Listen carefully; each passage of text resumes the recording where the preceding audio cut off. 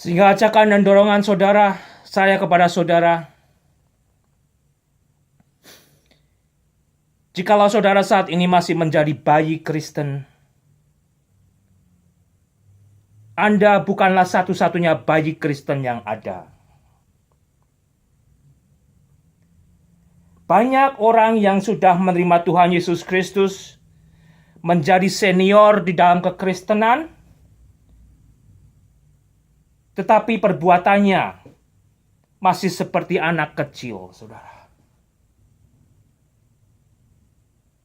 Bila saat ini saya dan saudara boleh diingatkan dan mau berubah, mau hidup di dalam pertobatan, firman Tuhan di dalam Roma pasal yang kedua, saya akan membacakan.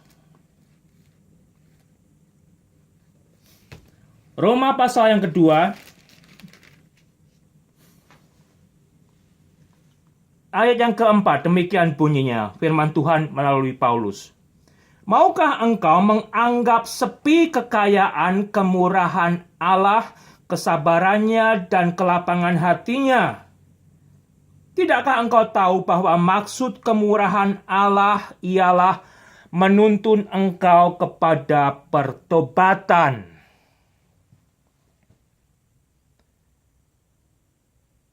Maksud kemurahan Allah agar Anda diselamatkan melalui pengorbanan Yesus Kristus, agar Anda hidup di dalam pertobatan. Hidup mengenali lebih dalam lagi siapa juru selamat Anda. Mari saudara kembali bangkit. Bangkit. Kehendak Allah bagi saya, bagi saudara, bagi manusia adalah untuk diselamatkan di dalam Yesus Kristus. Hidup di dalam pertobatan, bertumbuh. Sehingga sebagai apapun profesi Anda saat ini, Anda tetap akan memberikan diri untuk menjadi saksi, untuk menjadi terang Kristus. Hidupnya lebih lama, lebih terbuka bagi dunia, agar mereka bisa melihat Kristus hidup di dalam diri Anda, di dalam diri saya. Baik waktu kita suka, baik waktu kita duka, saudara. Kristus tetap hidup.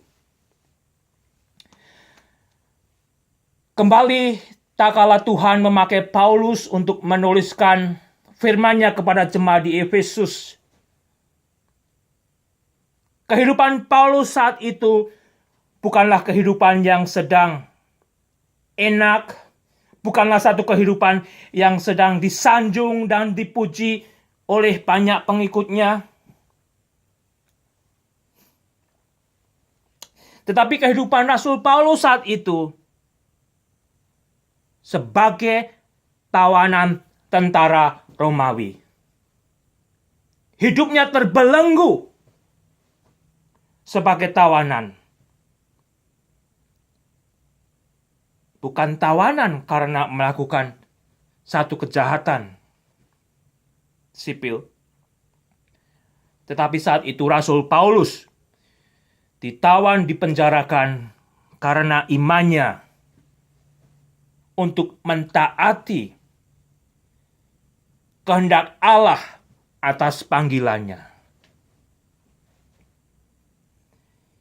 Sehingga kembali saudara, marilah saat ini saya mengajak Anda, mendorong Anda yang sudah menjadi Kristen, yang sudah terima Yesus, yang sudah tidak ke gereja, yang sudah tidak mau bersekutu dengan saudara seiman yang lain. Mari bangkit, saudara. Kehendak Allah bagi Anda yang sudah diselamatkan adalah untuk menjadi garam dan terang dunia. Untuk menjadi saksi-saksinya yang hidup, untuk bertumbuh menjadi manusia Kristen yang dewasa. Sehingga jikalau Anda sopir taksi, Anda bisa dipakai oleh Tuhan Yesus Kristus untuk melakukan panggilannya sesuai dengan kehendak yang dikaruniakan kepada Anda. Ambil contoh melalui surat di Efesus ini. Dari Tono, sopir taksi oleh kehendak Allah, kepada orang-orang kudus di Surakarta, di Yogyakarta, di Klaten, atau dari Suradi,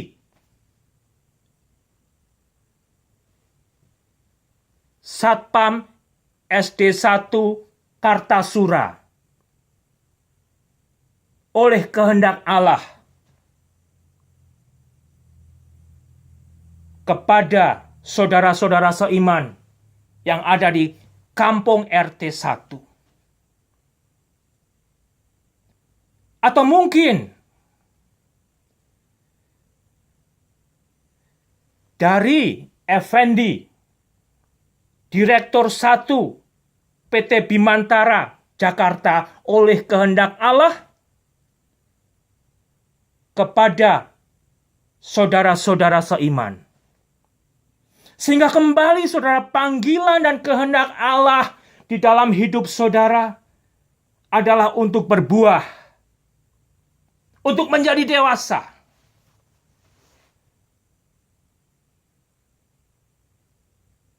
untuk terus mengenali siapa Yesus yang telah terpecah bagi kehidupan Anda. Dan Anda boleh mencontohnya, saya boleh mencontohnya.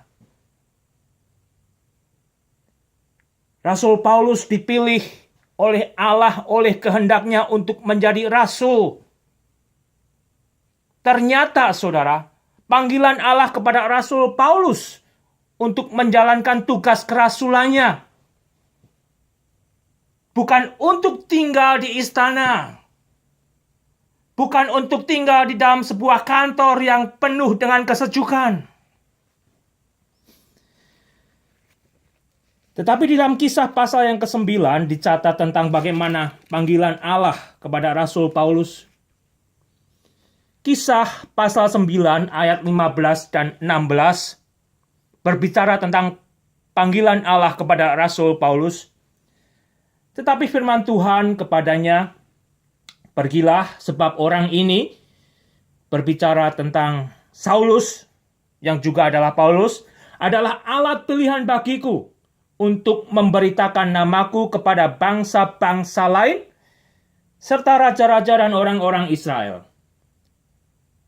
Aku sendiri akan menunjukkan kepadanya, kepada Saulus, kepada Paulus, betapa banyak penderitaan yang harus ia tanggung oleh karena namaku. Ternyata panggilan Allah kepada Paulus sebagai rasul, mungkin titel saat ini yang digemari begitu besar oleh sebagian orang yang mau menjadi hamba Tuhan, pengen untuk disebut sebagai rasul, pengen untuk diberi kuasa sebagai rasul, saudara. Maukah jikalau ternyata panggilan dan kehendak Allah kepada Anda sebagai rasul itu adalah satu panggilan yang juga Saulus Paulus alami untuk memikul salib Kristus. Dan di dalam kehendaknya dia tahu, karena salib Kristus itulah Injil yang menyelamatkan.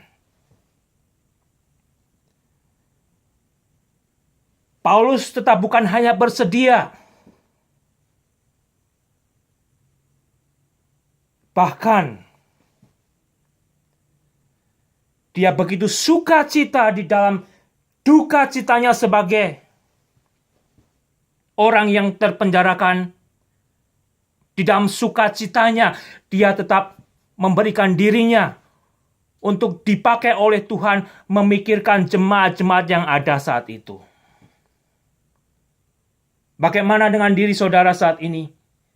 Adakah sebagai orang Kristen Anda hanya memikirkan diri Anda sendiri? Anda hanya memikirkan kenikmatan Anda sendiri. Bahkan mungkin sebagian orang Anda hanya memikirkan kesusahan Anda sendiri. Sehingga Anda mengucilkan diri, menjauhkan diri. Itu bukan panggilan kita sebagai orang Kristen, saudara. Bertobatlah, berubahlah. Menjadi orang Kristen yang benar-benar oleh kehendak Allah. Bukan karena menjadi orang Kristen kepengen kaya. Menjadi orang Kristen karena ingin menikah dengan si A atau si B. Menjadi orang Kristen supaya mendapat kedudukan atau jabatan tertentu. Jadilah orang Kristen sesuai dengan kehendak Allah, yaitu agar Anda benar-benar menyadari harga keselamatan yang dicurahkan kepada Anda di dalam Yesus Kristus. Sehingga sebagai orang Kristen yang hidup di dalam kehendak Allah, kita juga boleh menerima segala damai sejahtera Allah. Karena karunia Allah itu sendiri sudah dilimpahkan kepada saya, kepada saudara sebagai orang Kristen, kepada jemaat di Efesus saat itu juga. Kasih karunia dan damai sejahtera dari Allah Bapa kita dan dari Tuhan Yesus Kristus menyertai kamu. Sehingga kembali saudara, di dalam anugerah keselamatan Allah melalui pengorbanan Yesus Kristus yang telah menjadi juru damai bagi dunia, menjadi juru damai bagi manusia, yang telah mendamaikan segala dosa-dosa kita melalui pengorbanannya. Saya dan saudara yang mau menerima kehendak keselamatan Allah, kita sudah dianugerahi damai sejahtera. Hiduplah di dalam damai sejahtera Allah, saudara. Hiduplah. Damai sejahtera yang tidak bisa digoyahkan oleh karena keadaan, oleh karena Paulus dipenjarakan karena imannya. Damai sejahtera Allah di dalam Yesus tetap ada. Bahkan tambah tetap nyata bahwa damai sejahtera Allah dalam Yesus Kristus itu tidak sama dengan damai yang diberikan oleh dunia. Karena damai dunia sementara dan damai dunia fana. Terimalah damai Kristus.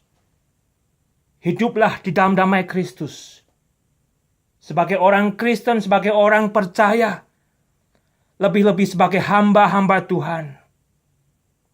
Janganlah menjadi hamba Tuhan yang justru membawa kacau, yang justru tidak membawa damai, justru membawa pertengkaran, pertikaian. Jadilah hamba-hamba Tuhan, jadilah anak-anak Tuhan, jadilah orang percaya, orang Kristen di dalam kehendak Allah yang sudah menyelamatkan Anda untuk menjadi juru damai.